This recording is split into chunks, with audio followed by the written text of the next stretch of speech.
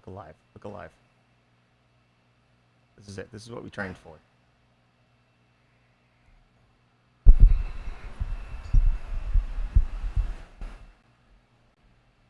Oh, look, and we're live. Look at that. Look at that.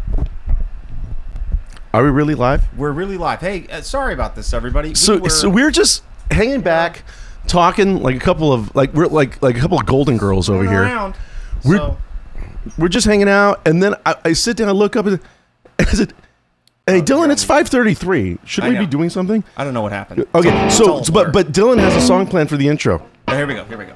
Ready?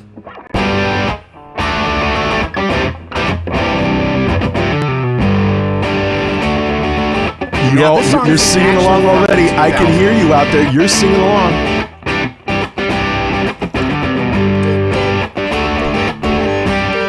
And you're hating yourselves too. We decided that, that we wanted to hit the late 90s and the early 2000s. We're going to kind of like massage the years. We're thinking those are the same thing. Well, culturally, I think. Okay, but that's kind of like, you know how like the 50s really didn't start till about 1955 and end probably around February of 64. That sounds right. Yeah. That sort of thing.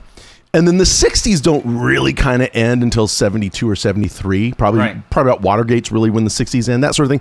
So we're kind of doing what we're doing is as important as Vietnam and Watergate and as Kennedy assassination. No, we're not. But the point is, we're going to tailing off from the last couple of episodes. By the way, if you came in late, you didn't miss anything because we also came in. Yeah. Don't worry about it. Don't worry. We were late too. Yeah, Michael. Musicians always late. Playing time. What? I can't. Can you move the screen over a little bit so I can read everyone's But playing time. Yeah, makes sense. But hello, everybody. Hello. They're up there in Ontario, New York, and Northport, New York. Some upstaters. Nice. KC, Connecticut. I love it. Love Kansas. Hi, Marilee. Hi, Eileen. Hey, Marilee. Hello, Aloha from Southwest Colorado. I like that. Thank you for being a friend.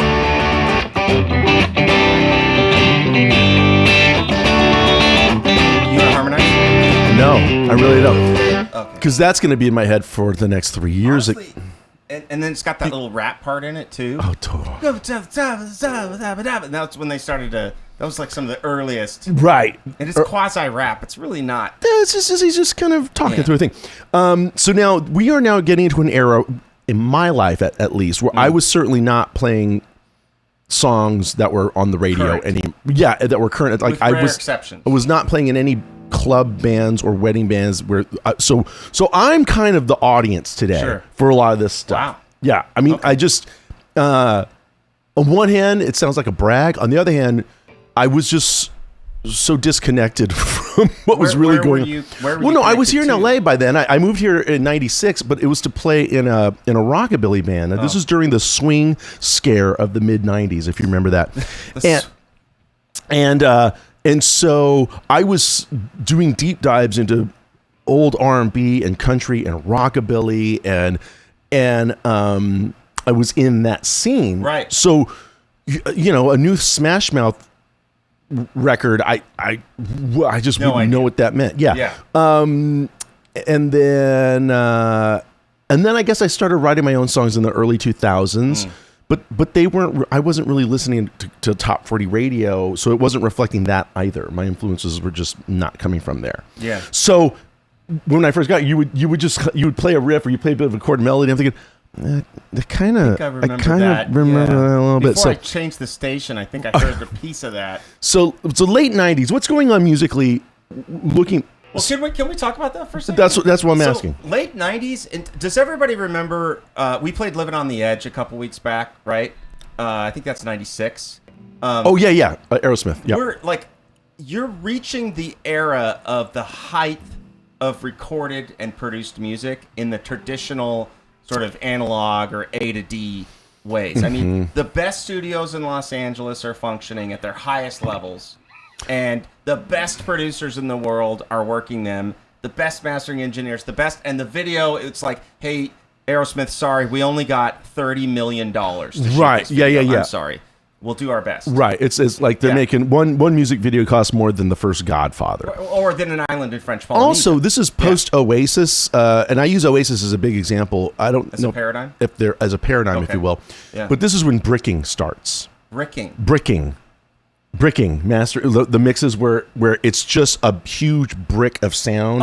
And yes. The dynamics. So it doesn't sound like an Al Green record anymore. No, it does not. You can't, everything is wildly compressed. It's the volume wars. Right. Yeah. So and CLA would have a lot to say about that. Well, my friend Chris Lord, I call him a friend, but yeah, he's wildly responsible for a lot of that. He has a lot to do with that.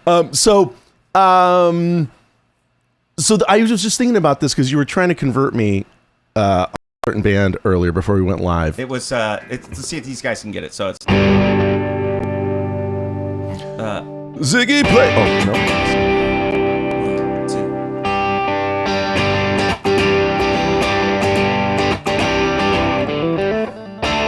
She said it's cold outside. Knocks on the window. I'm gonna go to the chorus.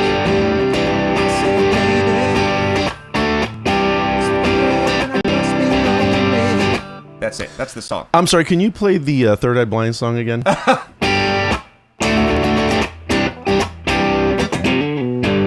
Yeah, there's some similarities going on there. So mucho similar.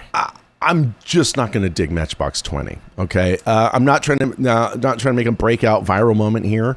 I don't think it's going. As I told Dylan earlier, I tried to play him a song too. I didn't think it was a real band. I figured the Onion newspaper just made them up.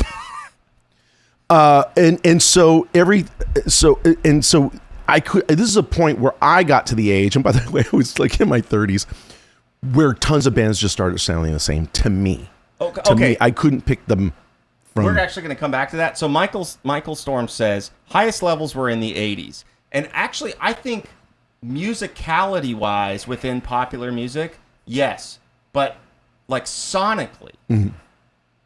The 90s had reached like the highest. So if we'll go and put on Live in the Cellar or like a Rat album, right, and then go and put it on an Alice in Chains album. And Alice in Chains is gonna sound wider, deeper. Like you're in a THX theater. Yeah, you're right. Yeah, you're right. Yeah, so anyway, but we still had late 90s going into the 2000s. Bands still had guitar players. They still had guitar. They had guitar solos and songs. They still had some solos and songs. Yeah. So there is guitar bands happening. Guitar bands. Right. Now we couldn't really name the guitar players anymore. Right. No. Not the way that we did in the 70s and 80s. No. We don't know who the guitar players are. No. But they might be on Guitar World magazine, but you don't recognize them. Maybe. But I wouldn't be able to tell them apart there either. Now this is significant. That's a guitar player we can name. Jack White. So, and obviously this is late, if not the last thing that the White Stripes do. But I also think this is the last guitar riff. How do I put this? It's the last guitar riff that we all know. To the point where here's my metric, if you will. This is the last guitar riff that marching bands play at halftime. Oh wow! Like a stadium of people can hear a marching band play this, and they know what's going on. I can't think of a record release after Seven Nation Army where the guitar is something that we all recognize. So somebody check the years if you can find another one. I mean. Maybe a Black Keys, maybe. Does that have something basically to do means with the ubiquity of songs? So it's a combination of it's a combination. Napster or whatever, and Fire come, and eventually music is all digital. Well, and by the way, it's all a big soup. I mean, it all boils down to that. At the same time. Let me put it this way. What's the riff or and it doesn't have to be guitar to like and here's a songwriter I really like Chaperone. But wow, not Matchbox 20, but Chaperone. Okay, but whistle a riff. There's no music. No, that's just it. That would be the melody. That would be the top line melody. I'm not sure it would go over too. I'm saying there's not an instrument that plays a riff anymore on our major songs. No. For the most part. At least I just can't think of anything. Hey. Whoa.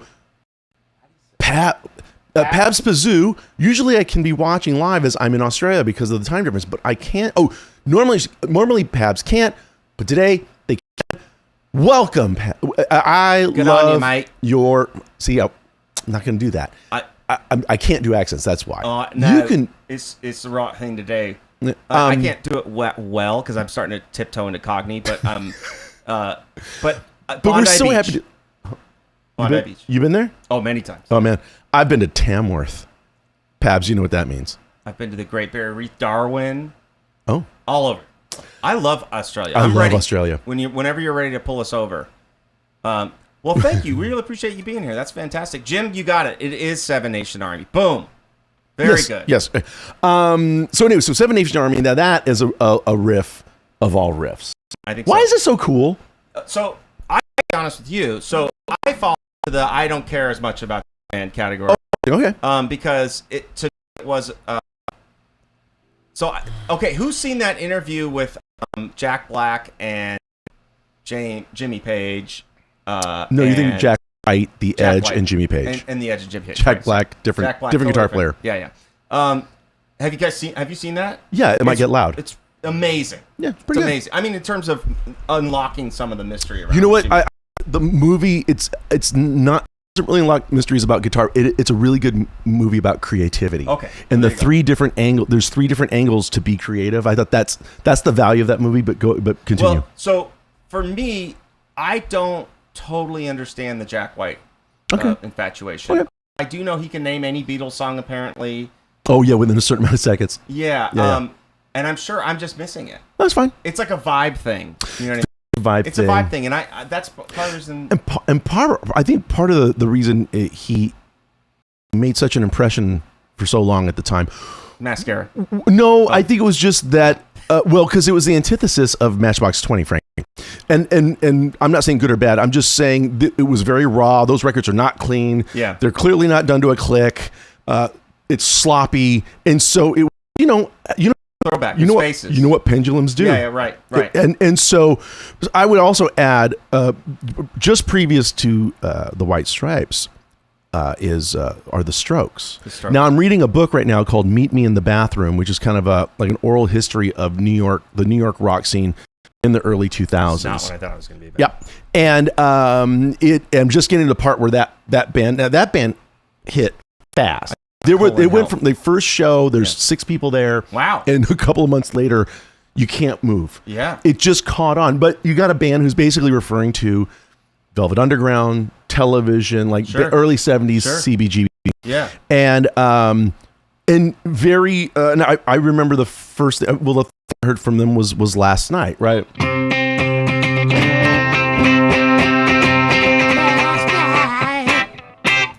See, now that band, I dig it. But it was just that sounds pretty close, actually. And it was just no tricks, no bells, no whistles. It was just 5 dudes standing there. Yeah. And you knew that after the gig, they were up to no good. Yeah. You just saw it on them. So it was kind of nice to see a band that you see like most likely crumble in front of your eyes, right? As opposed to the other bands. Is that what happened with them? Kind of. I mean, they're back around now, but it's like they're not built to last. They're a rock band. They shouldn't be built to last. No, yeah, they're not. Any hoozles, but any hash pipe.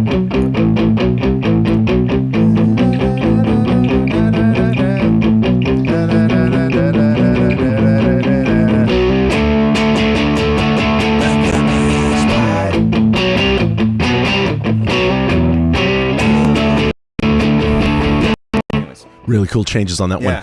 Do you know Schism by Tool? I know you dig Tool, but that's not a band where like, oh, let me just pull that up.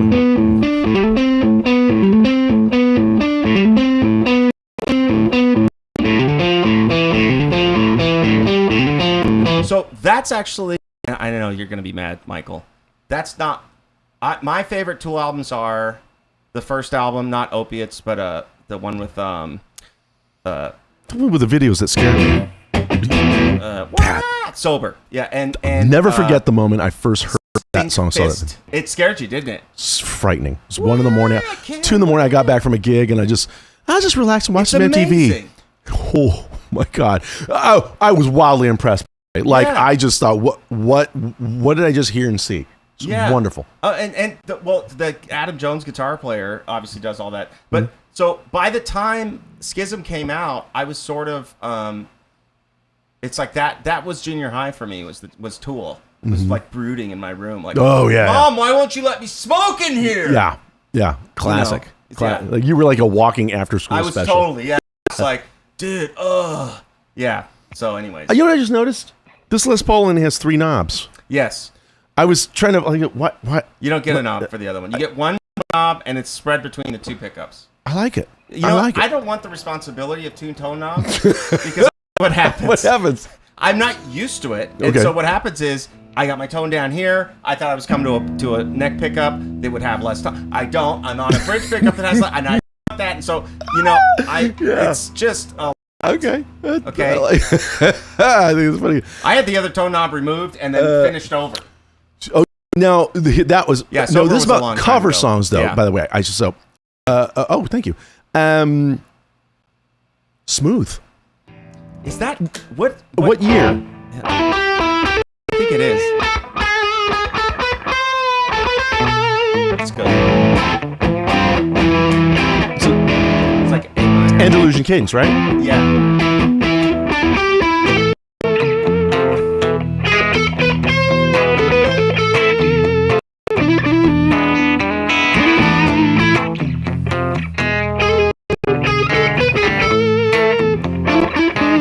Funny thing, I remember when that was such a huge hit in my Thea Margie, Thea Margarita. She hates being called Margie. Sorry, Margie, but Thea Margarita. She says she's like, "Wow, how's Santana?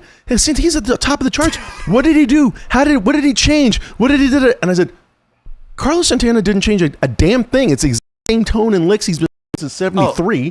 Maybe that's it's just Clive Davis just dressed him up with younger talent and. But like that was great. Carlos didn't have to. He didn't have to change. Didn't change at all. His playing and tone, no need to modify. I mean, there's a Paul Reed Smith involved now. Well, because he'd mostly been SGs and Les Pauls into Mesa Boogies in the '70s. Paul Reed Smith into probably Soldano, something like that. Yeah, it's a more saturated thing, but he was pretty saturated by the mid '80s already. Like that's kind of where he was. So, you know what? And so I have to talk kids into respecting Santana these days, like because. It's Santana, Jimmy Page. Like the kids are like, dude. I mean, there's mistakes all over the place. And I was like, I want you to imagine a world, right? A world where YouTube doesn't exist, and the only licks you learn, and of course they can't. So but Santana is a part of guitar vocabulary. So Smooth was '99. So yeah, we're in that late '90s, going into the aughts. Thank you, Michael. That's a good call. Definitely a cover band song. That's a cover band song, Michael. Now I don't know. So. Take Me Out by Franz Ferdinand, I love. That's I remember that was I remember like being really excited. I've got something to say about Franz Ferdinand and some bands that were from around that period. Well, here we got one that you called though. This is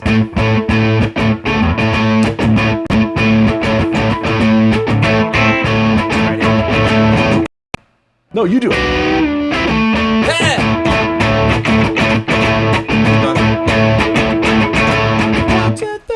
Come with me, cause it's so fine that I really want to make you mine. So fine that I really want to make you mine. No, this is post-Strokes. Yeah. My friend, it's like Betty Davis. I love post-stroke Betty Davis. She's much funnier.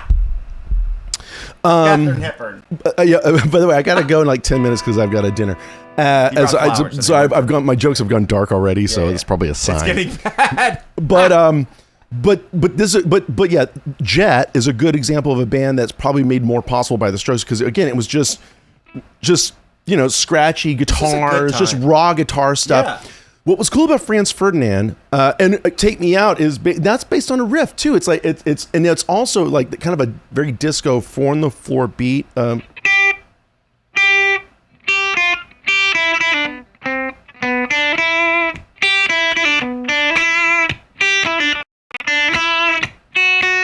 Something like that. So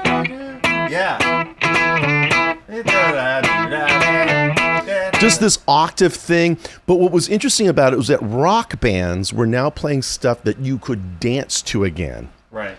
And so I remember this was very exciting for like all the women in my life, sister, my wife. Like it was like you could dance to rock again, which Talking Heads was kind of one of the only holdouts of that sort of thing at that point. To like Alice in Chains, for instance, it's a really it's just right difficult. It's like, yeah. Hey, hon, you want to go out to the club and dance to some Pearl Jam?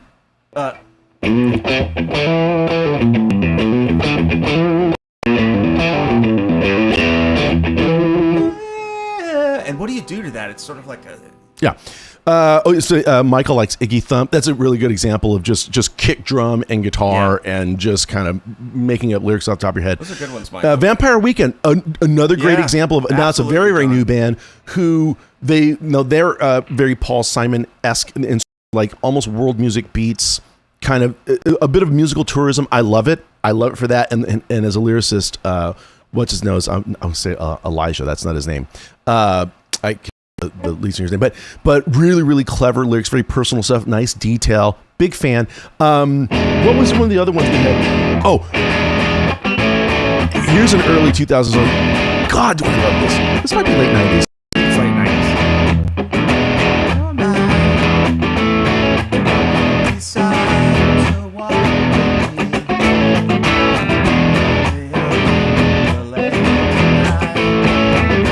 Is that an odd meter? We're gonna go. It is.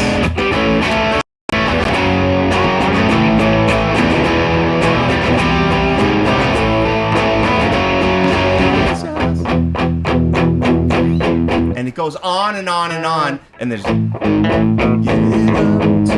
that the Toadies? It is the Toadies, yeah. God, that's a really heavy one. No One Knows by Queens of the Stone Age, flawless. Man, Queens of the Stone Age is badass. Yeah. Guys. And so, anyway, so Possum Kingdom. I'm telling you guys, that song actually used to work because it worked. Because I was playing in Coverband. Okay. And see, now this is what we want to know. You do it either early, before anybody that would want to dance there, generally female, but whatever. Okay. And then or very late. But it's like this is for the guys that are like, yes. Get up to me, and they're at the bar, and that this could go wrong at any point, and so but there's not a lot of dancing to that song either necessarily. There was a lot of dancing to stuff like I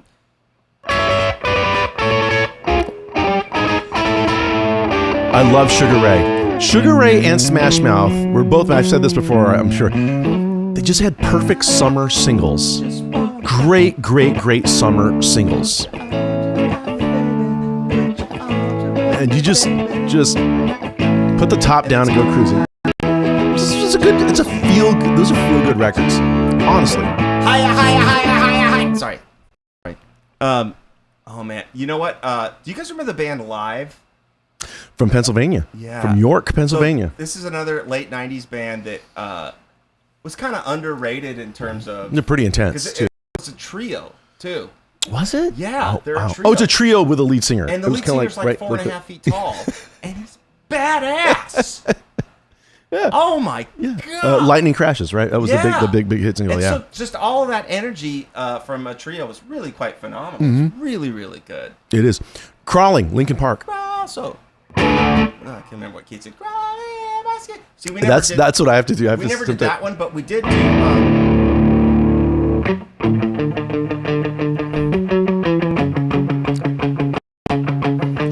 That ain't no Linkin Park.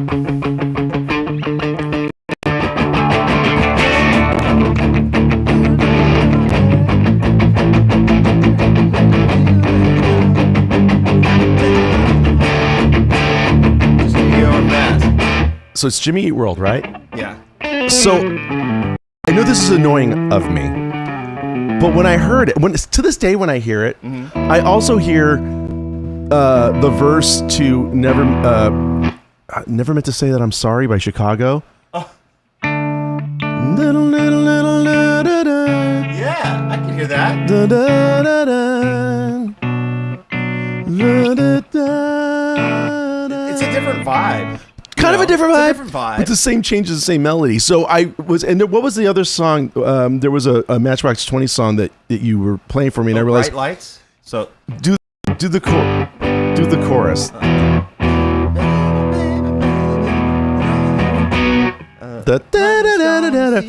When that came out, I just thought, oh, that's the. It just reminded me of the verse from Four Non Blondes. What's going on? For some reason, it just sounded similar to me. We're getting look, Foo Fighters. Oh man! So we used to do a couple. So Can't Stop definitely worked.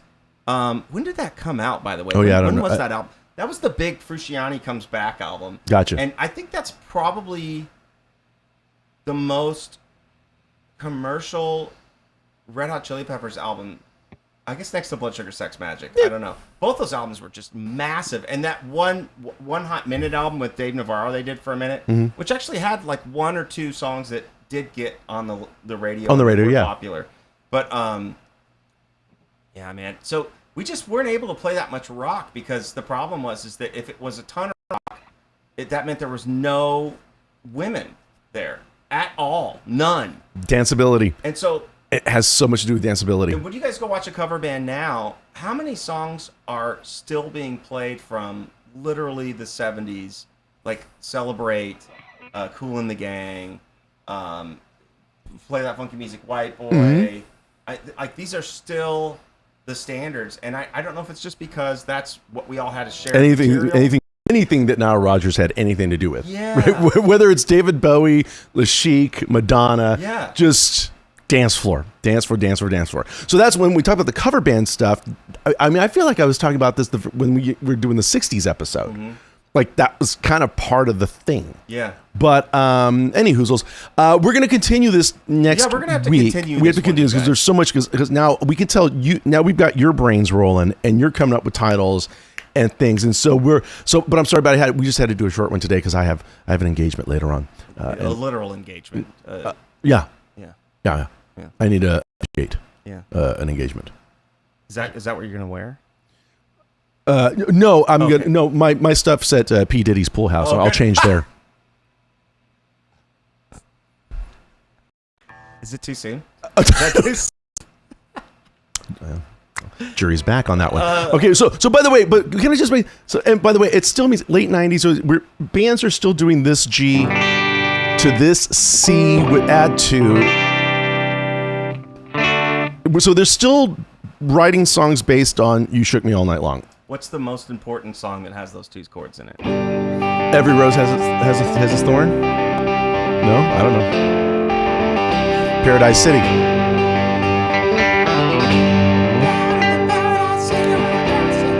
I mean, Kings of Leon. Oh, we should pick up that. Kings of Leon's a good one. Kings of Leon. I'm pointing. It's rude of me to. So I'm actually really good friends with the producer that worked on that album. Yeah, and it was real. It's amazing to. Well, it's just a great. We're looking at this list of songs from late '90s, early 2000s, and stuff, and we're saying, still like all these songs way better than anything I hear now, and I don't even like these songs as much as the ones I like from before. 10 years before that, like the '80s, like we're talking about. That's nature. That's just how time goes on. Have you guys seen the South Park episode? And if you haven't, this might be worth watching. It's the one where when the kids hear the parents' music, they just see poop coming out of the speakers. And when the parents hear the kids' music, they just see poop coming out of the speakers. And they try to be cool, but the reality is it's still just poop coming out of the speakers. That's what it's gonna do. You guys have a great week, and be safe. Be safe. Everybody. Take care of yourselves. Can't wait to see you again. Have a safe 4th of July. Yeah. Don't let your warehouse of fireworks. Oh, we got to go out on a G. Give us a G on the keyboard. Give us a big G on the keyboard, and make it that that lazy rock, the 4-finger G, from the end of Kill Bill. It's ready, go.